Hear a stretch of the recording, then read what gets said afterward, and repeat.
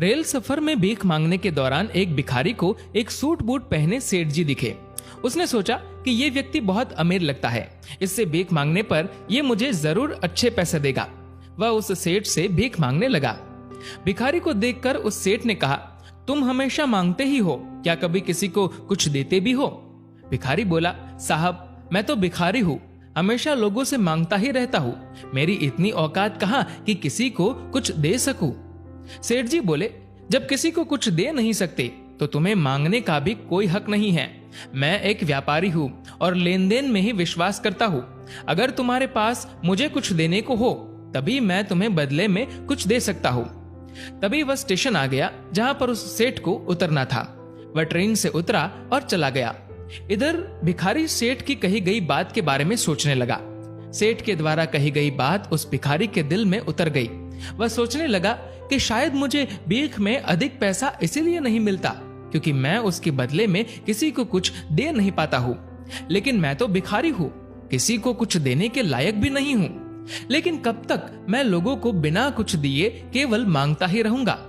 बहुत सोचने के बाद भिखारी ने निर्णय किया कि जो भी व्यक्ति उसे भीख देगा तो उसके बदले में वह भी उस व्यक्ति को कुछ न कुछ जरूर देगा। लेकिन अब उसके दिमाग में यह प्रश्न चल रहा था कि वह खुद भिखारी है तो भीख के बदले में वह दूसरों को क्या दे सकता है। इस बात को सोचते हुए दिन गुजर गया, लेकिन उसे अपने प्रश्न का कोई उत्तर नहीं मिला।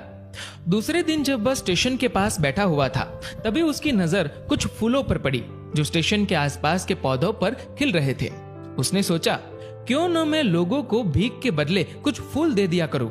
उसको अपना यह विचार अच्छा लगा और उसने वहां से कुछ फूल तोड़ लिए और वह ट्रेन में भीख मांगने पहुंचा। जब भी कोई उसे भीख देता तो उसके बदले में वह भीख देने वाले को कुछ फूल दे देता। उन फूलों को लेकर वह लोग खुश होकर अपने पास रख लेते। अब भिखारी रोज फूल तोड़ता और भीख के बदले में उन फूलों को लोगों में बांट दिया करता।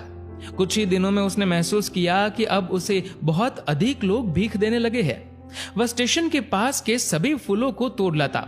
जब तक उसके पास फूल रहते तब तक उसे बहुत से लोग भीख देते थे, लेकिन जब फूल बांटते बांटते खत्म हो जाते तो उसे भीख भी नहीं मिलती थी। अब रोज ऐसा ही चलता रहता था। एक दिन जब वह भीख मांग रहा था तो उसने देखा कि वही सेठ जी ट्रेन में बैठे हैं, जिसकी वजह से उसे भीख के बदले फूल देने की प्रेरणा मिली थी। वह तुरंत उस व्यक्ति के पास पहुंच गया और भीख मांगते हुए बोला, आज मेरे पास आपको देने के लिए कुछ फूल है, आप मुझे भीख दीजिए, बदले में मैं आपको कुछ फूल दूंगा। सेठ ने उसे भीख के रूप में कुछ पैसे दे दिए और भिखारी ने कुछ फूल उसे दे दिए। उस सेठ को ये बात बहुत पसंद आई। सेठ जी बोले, वाह क्या बात है, आज तुम भी मेरी तरह एक व्यापारी बन गए हो। इतना कहकर फूल लेकर वह सेठ स्टेशन पर उतर गया। लेकिन उस सेठ द्वारा कही गई बात एक बार फिर से उस भिखारी के दिल में उतर गई। वह बार बार उस सेठ के द्वारा कही गई बात के बारे में सोचने लगा और बहुत खुश होने लगा। उसकी आंखें अब चमकने लगी। उसे लगने लगा कि अब उसके हाथ सफलता की वह चाबी लग गई है जिसके द्वारा वह अपने जीवन को बदल सकता है। वह तुरंत ट्रेन से नीचे उतरा और उत्साहित होकर बहुत तेज आवाज में ऊपर आसमान की ओर देखकर बोला, मैं भिखारी नहीं हूँ, मैं तो एक व्यापारी हूँ। मैं भी उस सेठ जैसा बन सकता हूँ, मैं भी अमीर बन सकता हूँ। लोगों ने उसे देखा तो सोचा कि शायद यह भिखारी पागल हो गया है। अगले दिन से वह भिखारी उस स्टेशन पर फिर कभी नहीं दिखा। एक वर्ष बाद इसी स्टेशन पर दो व्यक्ति सूट बूट पहने हुए यात्रा कर रहे थे। दोनों ने एक दूसरे को देखा तो उनमें से एक ने दूसरे से हाथ मिलाया और कहा, क्या आपने मुझे पहचाना? सेठ जी बोले, नहीं तो, शायद हम लोग पहली बार मिल रहे हैं। भिखारी ने कहा, सेठ जी आप याद कीजिए, हम पहली बार नहीं बल्कि तीसरी बार मिल रहे हैं। सेठ जी बोले, मुझे याद नहीं आ रहा, वैसे हम पहले दो बार कब और कहां मिले थे?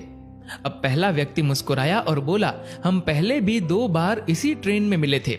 मैं वही भिखारी हूँ जिसको आपने पहली मुलाकात में बताया कि मुझे जीवन में क्या करना चाहिए और दूसरी मुलाकात में बताया कि मैं वास्तव में कौन हूँ। सेठ बोले, ओह याद आ गया, तुम वही भिखारी हो जिसे मैंने एक बार भीख देने से मना कर दिया था और दूसरी बार मैंने तुमसे कुछ फूल खरीदे थे। लेकिन आज तुम सूट बूट पहने कहाँ जा रहे हो और आजकल क्या कर रहे हो?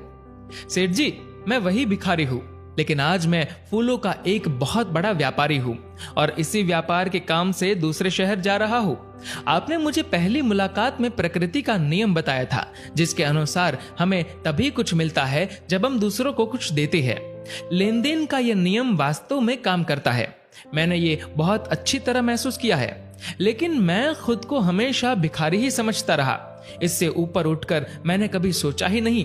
और जब आपसे मेरी दूसरी मुलाकात हुई, तब आपने मुझे बताया कि मैं एक व्यापारी बन चुका हूँ। अब मैं समझ चुका था कि मैं वास्तव में एक भिखारी नहीं बल्कि व्यापारी बन चुका हूँ। मैंने समझ लिया था कि लोग मुझे इतनी भीख क्यों दे रहे हैं, क्योंकि वह मुझे भीख नहीं दे रहे थे बल्कि उन फूलों का मूल्य चुका रहे थे।